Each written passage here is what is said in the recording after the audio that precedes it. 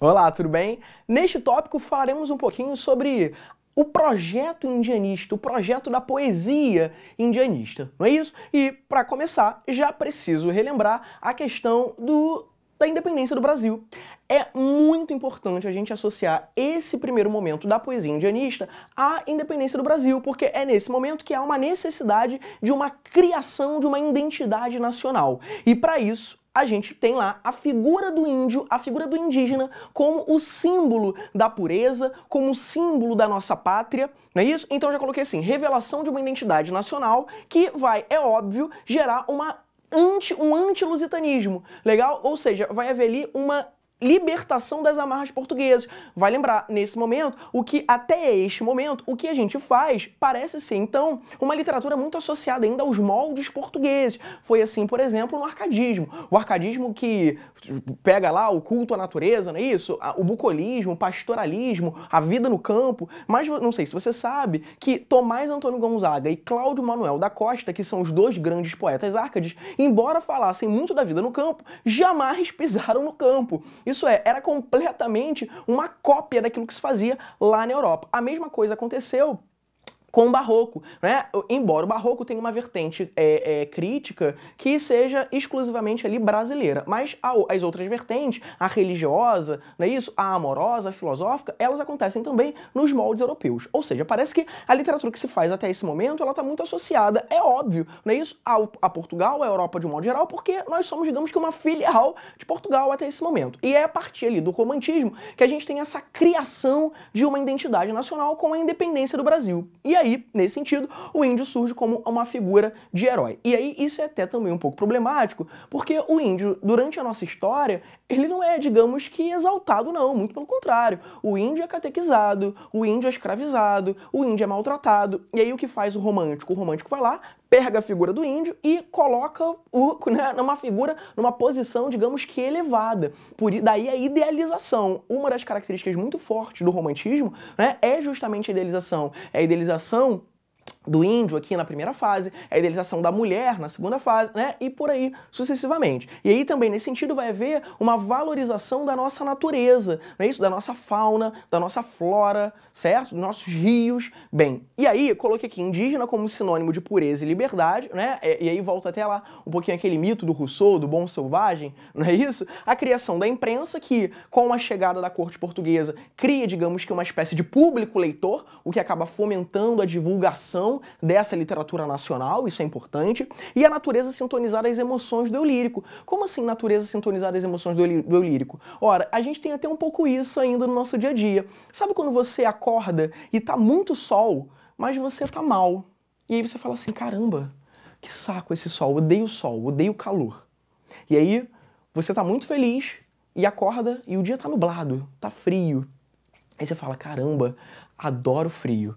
Nossa, adoro esse tempozinho pra dormir. Ou o contrário, né? Você tá muito feliz, acorda e tá sol. Você fala, caramba, adoro o sol, que dia lindo. Ou você acorda e tá triste, não é isso? E tá chovendo. Você fala, ai, eu odeio chuva, meu Deus do céu, que saco. Ou seja, parece que a natureza, ela tá sempre ali, digamos que, de acordo com aquilo que você sente. Se você tá feliz, parece que a natureza, estando ou não ensolarada, estando ensolarada ou chuvosa, parece que ela tá sempre ali de acordo com o que você tá sentindo. Então, tô feliz, tá chovendo? Legal. Tá sol? Legal também. Ou tô triste, tá chovendo? Caramba, odeio esse tempo. Ou o tempo está ensolarado? Caramba, eu odeio esse tempo também, né? E isso acontece um pouquinho aqui com a natureza do romantismo, nessa primeira fase. Quando o poeta tá feliz, a gente vai perceber que tá ensolarado, o tempo tá ensolarado, né? Tá azul, o tempo tá aberto. Quando o cara tá triste, o tempo tá chuvoso, tá nublado, não é isso? Tá, sei lá, trovejando e por aí vai. Eu trouxe, dessa primeira fase, um poema muito famoso, não é, que certamente você já leu, inclusive por uma paródia matemática, não é isso? Que se chama Canção do Exílio. Ele vai aparecer aí na sua telinha. Agora sim, apareceu, muito bem. Então, tem lá, vamos lá. Canção do Exílio. Minha terra tem palmeiras, onde canto o sabiá. As aves que aqui gorjeiam não gorjeiam como lá. Nosso céu tem mais estrelas, nossas várzeas têm mais flores, nossos bosques têm mais vida, nossa vida mais amores. Minha terra tem primores, que tais não encontro eu cá. Em cismar sozinho à noite, mais prazer encontro eu lá. Minha terra tem palmeiras, onde canto sabiá. Não permita Deus que eu morra sem que eu volte para lá. Sem que desfrute os primores, que não encontro por cá. Sem que ainda vista as palmeiras, onde o canto sabiá. Então perceba que Canção do Exílio. Exílio, porque o poeta, quando escreve, certo? Ele não está no Brasil, ele não está no seu país de origem. E ele diz, minha terra tem palmeiras onde canto o sabiá. As aves que aqui gorjeiam, não gorjeiam como lá. Se ele está exilado, se ele está fora do país, não é isso? De origem dele, certo? As aves que aqui gorjeiam é o lugar, não é isso? Do exterior, que faz parte do exterior. Não gorjeiam como lá, é aqui no Brasil. E aí na segunda estrofe ele diz, nosso céu tem mais estrelas, nossas várzeas têm mais flores, nossos bosques têm mais vida, nossa vida mais amores. Percebam que inclusive essa é uma estrofe que, muito bem, te lembra lá o hino nacional, não é isso? Não tem um trechinho lá que se assemelha a esse? É verdade, foi inspirado desse poema. Muito bem, e essa valorização da natureza, ela é muito curiosa porque ela parece ainda predominar muito no imaginário popular. Quando você fala assim, olha, o Rio de Janeiro é a cidade mais linda do mundo, ou a natureza do Brasil é abençoada. Inclusive tem uma música que diz, né, moro num país tropical abençoado por Deus e bonito por natureza.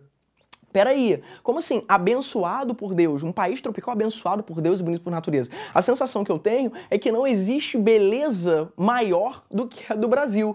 Quando eu digo Rio de Janeiro é a cidade mais linda do mundo. Peraí, você está comparando o Rio de Janeiro com o quê? Você está comparando o Rio de Janeiro com o deserto?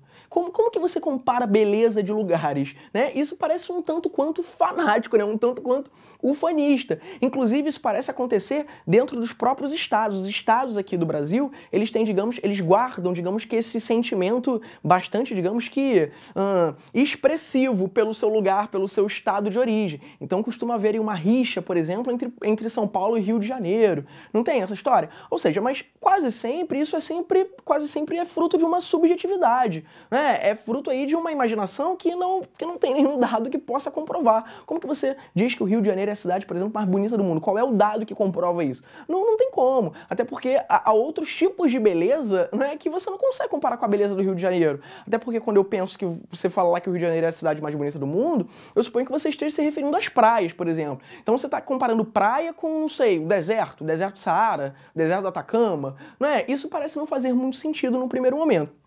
Mas veja, a gente continua reproduzindo essas ideias que começam desde lá do romantismo. Uma outra ideia que começa aqui no romantismo é essa ideia da pureza, o índio como um ser puro, o índio como um ser que precisa estar isolado do mundo, né? Para ser índio você tem que morar numa oca, usar um cocá, fazer o senão você não é índio. E aí o cara encontra, por exemplo, um índio de calça jeans e fala, ué, mas índio usa calça jeans? Ué, mas índio tem celular? Amigos, olha, índio na verdade, quando a gente fala índio, a gente está englobando aí quase que uma enormidade, não é isso? De tribos com características diferentes, com religiões diferentes, com visões de mundo diferentes, enfim, com línguas diferentes, né? E a gente pega tudo isso e coloca dentro de um pacote que chama índio, né? É claro que existe uma diversidade muito maior. Bem, essas idealizações, então, parecem aqui que da primeira fase, elas, por mais que num primeiro momento elas funcionem para essa tentativa de definir essa nacionalidade, essa brasilidade,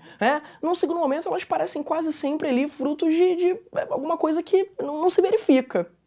Não é isso? Bem, mas de um modo geral, esse daqui é o projeto indianista da primeira fase, que se relaciona a esse culto da natureza, como a gente leu lá em Canção do Exílio, que se relaciona a essa valorização do indígena, certo? E que quer sobretudo, se desamarrar, se desgarrar dessa influência portuguesa que até então era muito forte. Tudo bem? Esse daqui é um pouquinho do projeto indianista. Um abraço e até a próxima.